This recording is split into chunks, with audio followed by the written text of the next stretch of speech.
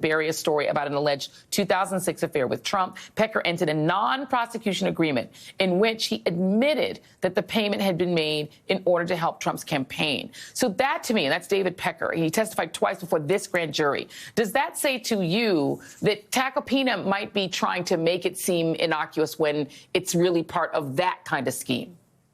Well, before getting, Joy, to Tacopina, I just want to say my bottom line on this is that we should be absolutely celebrating the fact that we have a functioning judicial system that treats all of its citizens equally. But I don't think we should be celebrating the fact that we have a former president who's been indicted. I mean, this is an incredibly important event for our country, and it's an incredibly solemn one.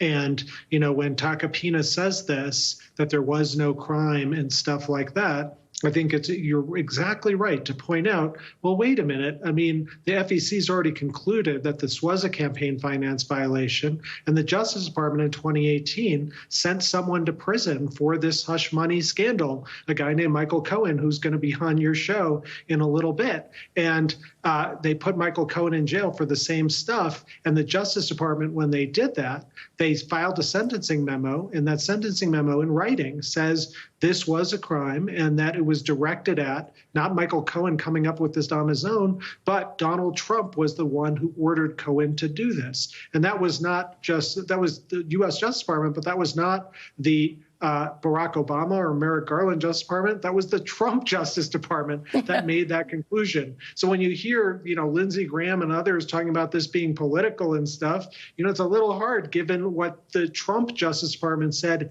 in 2018. My bottom line on this is very similar to Joyce's, which is we haven't seen the charges. Lindsey Graham hasn't seen the charges, so I'm not sure exactly how he knows what's in them. But whatever those charges are, Trump is going to be entitled to all of the protections of the criminal system, which our founders bent over backwards to protect criminal defendants. All 12 jurors are going to have to agree that Trump committed the crime, and they have to do so under the highest standard in the law, beyond a reasonable doubt. And what I think people like Lindsey Graham are upset about is, for the first time, Trump's actually going to have to face the music, a jury of his peers. He can't plead executive privilege. He can't plead speech or debate immunity. He can't plead immunity as a sitting president. It's finally time for him to have to answer the call of the prosecutors.